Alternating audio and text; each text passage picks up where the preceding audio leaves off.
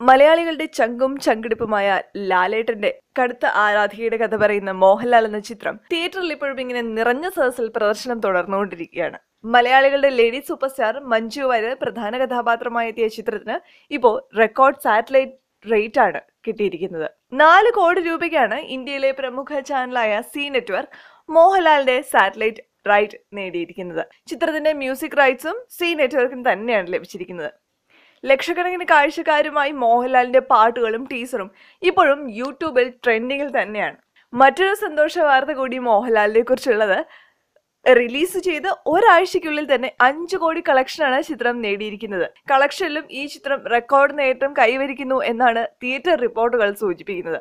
ഇതാദ്യമായിട്ടാണ് ഒരു സ്ത്രീ കേന്ദ്ര കഥാപാത്രമായിരുന്ന ചിത്രത്തിന് ഇത്രയധികം സാറ്റലൈറ്റ് റേറ്റ് കിട്ടുന്നത്. മഞ്ജു വാര്യർ എന്ന നടിയോടുള്ള പ്രേക്ഷകരുടെ ഇഷ്ടം തന്നെയാണ് ഇത് സൂചിപ്പിക്കുന്നത്. ഇരട്ടി മധുരം എന്ന പോലെ ഈ വർഷത്തെ ഫിലിം ക്രിട്ടിക്സ് അവാർഡുകളും പ്രഖ്യാപിച്ചു. മികച്ച നടിയായി മഞ്ജു വാര്യരെയാണ് തിരഞ്ഞെടുത്തിരിക്കുന്നത്. മികച്ച നടൻ ഫഹദ് ഫാസിൽ. തൊണ്ടിമുതലും ദൃക്സാക്ഷിയും എന്ന ചിത്രത്തിലെ അഭിനയത്തിനാണ് ഫഹദ് ഫാസിലിനെ മികച്ച നടനായി തിരഞ്ഞെടുത്തിരിക്കുന്നത്. ഭയാനകം എന്ന ചിത്രത്തിലൂടെ ദേശീയ അവാർഡ് കരസ്ഥമാക്കിയ ജയരാജാണ് ഫിലിം ക്രിട്ടിക്സിലെ മികച്ച സംവിധായകനായി തെരഞ്ഞെടുത്തിരിക്കുന്നത്. ആഖ്യാന മികവിൽ വ്യത്യസ്തത പുലർത്തിയ ദിലീഷ് പോത്തന്റെ തൊണ്ടിമുതലും ദൃക്സാക്ഷിയുമാണ് മികച്ച ചിത്രമായത്.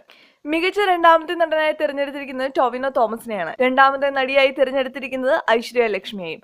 മായാനദിയിലെ പ്രകടനമാണ് ഇരുവരെയും അവാർഡിന് അർഹരാക്കിയത്. തൊണ്ടിമുതലും ദൃക്സാക്ഷിയും എന്ന ചിത്രത്തിലൂടെ ദേശീയ അവാർഡ് കരസ്ഥമാക്കിയ സജീവ് പാഴൂർ തന്നെയാണ് മികച്ച രചയിതാവായി തിരഞ്ഞെടുത്തിരിക്കുന്നത്. ആളൊരുക്കം എന്ന ചിത്രത്തിലൂടെ ഈ വർഷത്തെ മികച്ച നടനുള്ള സംസ്ഥാന അവാർഡ് നേടിയ ഇന്ദ്രൻസ് ഫിലിം ക്രിട്ടിക്സ് ജൂബിലി പുരസ്കാരം നേടി. സമഗ്ര സംഭാവനയ്ക്കുള്ള ചലച്ചിത്ര രത്നം നേടിയിരിക്കുന്നത് സംവിധായകൻ അർജുനൻ മാഷാണ്.